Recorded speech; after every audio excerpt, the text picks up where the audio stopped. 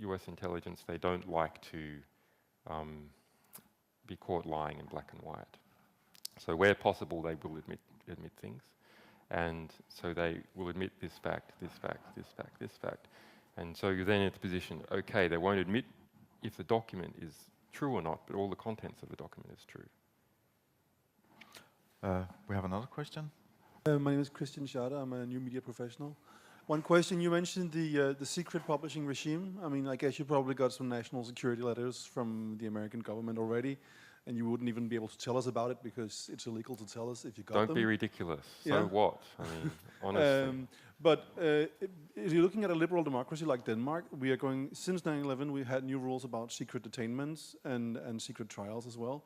And they're looking at copying the model of totally secret double-blind trials from the UK into Denmark. Currently, the government is evaluating using a similar system here.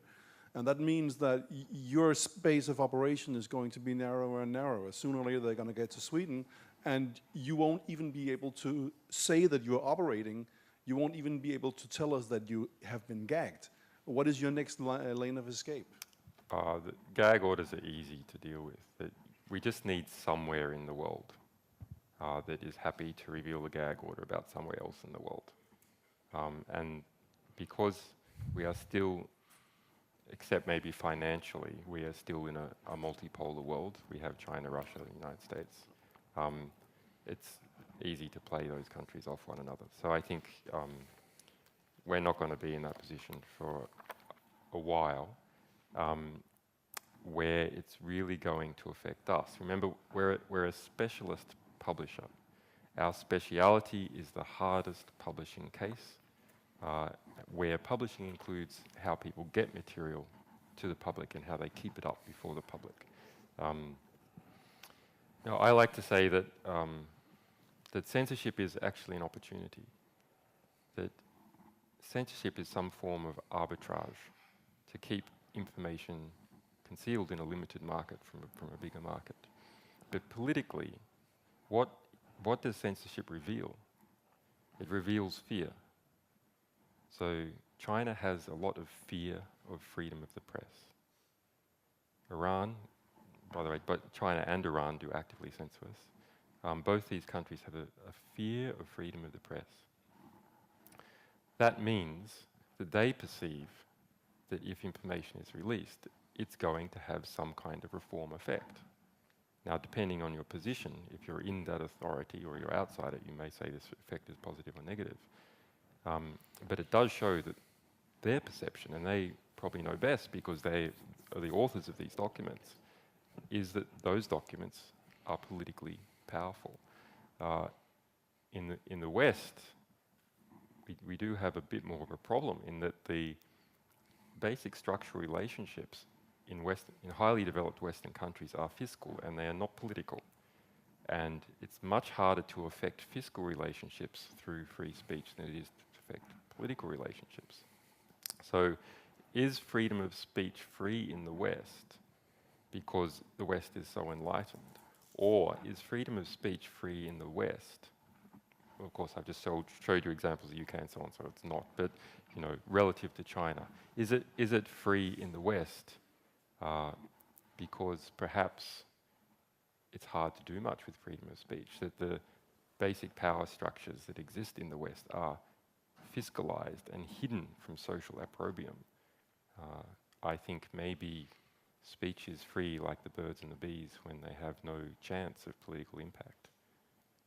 Now, of course, there's many counterexamples, but I think these fiscal relationships have been structurally engineered in such a way that they're complex and opaque. And so when we operating with The Guardian have revealed information about complex structural arrangements that Barclays Bank takes to push money through 13 or 14 different countries to rob, if you like, the United Kingdom and other countries of the money that they need to sustain their social system. But it's so complex. How can people become angry with information that's that complex? Well, it's hard. You have to work a lot harder as a journalist to turn that into an emotionally impactful story. So that's a kind of tax on powerful revelation. But anyway, when countries and organizations fight to suppress things, you know you have a foot in the door, you know you have a chance for reform.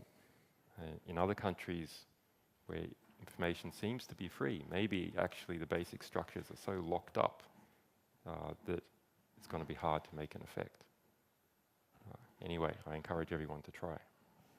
So these are the last words. I'm sorry. I know there are 2 more questions in the audience, but we have to stop now because there is a finishing If I can just make session one upstairs. statement.